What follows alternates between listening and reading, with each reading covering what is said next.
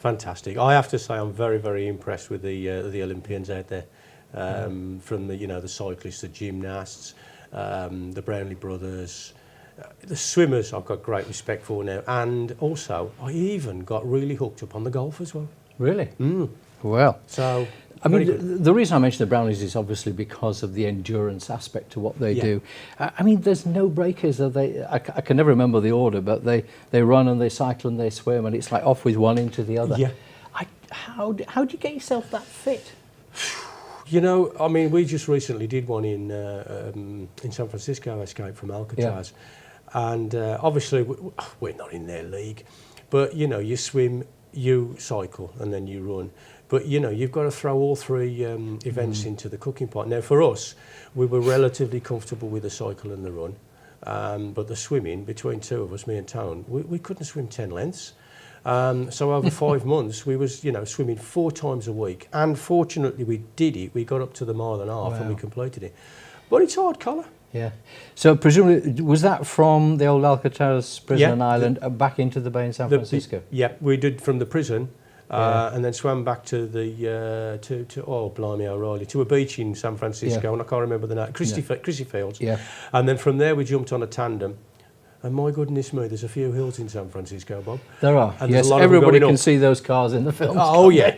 And then the run, they said, it's only 8 miles. It'd be a piece of cake for you, Dave. You and Tone. Oh, not on your life. 8 miles, and it was across, the cliff faces, through beaches and whatnot. Wow. It was horrendous, but can I say it was fantastic. Yeah.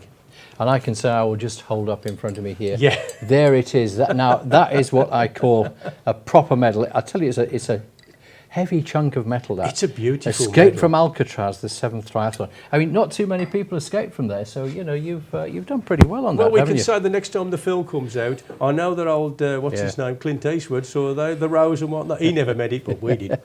Yeah. What inspires you to keep pushing yourself like this? I guess it's challenges, but I enjoy who I do it for. Yes, I do it for myself because number one, I enjoy keeping fit. And at my young age, mate, you've got to you've got to look after your body. I still like a beer, I still like food, but everything in moderation. So I enjoy the training part of it more than anything else. But then when we come to do the challenges and the adventures, it's always let's have a look at something a little bit extreme. So you're always pushing yourself. But then I do a lot of most of my charity work now is for the Albion Foundation, and the kids that are involved with that, blind kids, wheelchair users, the disability in general, and a lot of special needs. And Bob, people always say it must be terrible to be blind, and I'm not going to dispute that. But you know what? There's always somebody worse off. And I get a lot of pleasure in trying to support those kids at the Albion Foundation, and that keeps me ticking over. How much money have you raised so far, do you think? Have you got any We idea think in excess of £3 million, and 3 million. It, and hopefully it keeps going up. But more so, I know money is important, funding is important, but I think the biggest thing for me, and Deb's going to go mad because I say think, but it's not. It's a fact.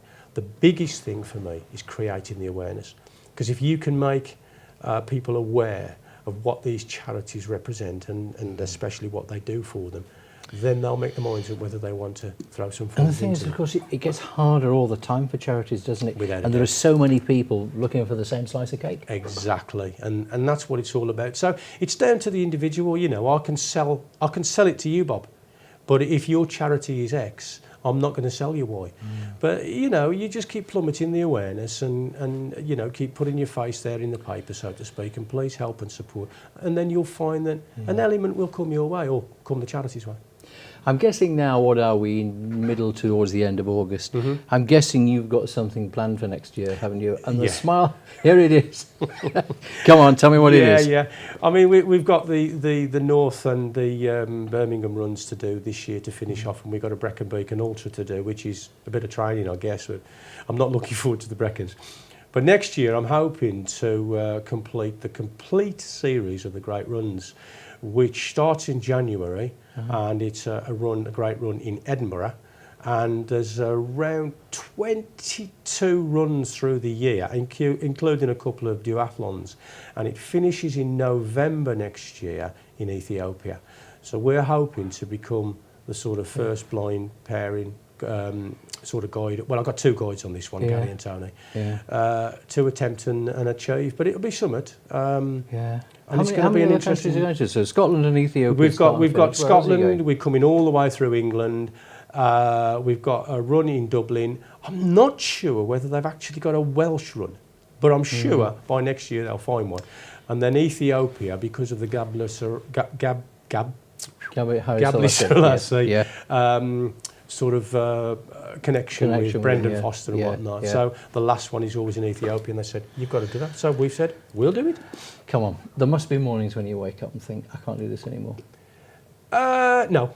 At the moment, no. And I think the morning that I do wake up, put my feet out of bed and think, you know what, I can't do it this morning. It'll be the day that my body tells me I've had enough.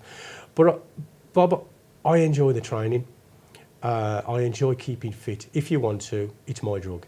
I still enjoy a beer, I still enjoy nice food, but I enjoy the training. I enjoy getting up, I enjoy meeting people, helping people.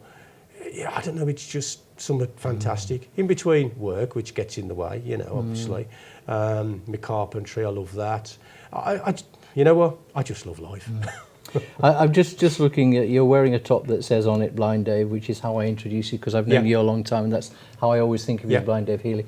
And I love below it, it says seeing is believing. Yeah, it's my mantra really. I mean, Blind Dave's the name and people ask why. Well, it's simple. My name's Dave and I'm blind. There's no, you know, there's no other reason than that. And I always say seeing is believing, and that covers a multitude of sins, doesn't it? You know, it says what it is. Seeing is believing. Can I do it? I'll try my best. And seeing comes into the equation.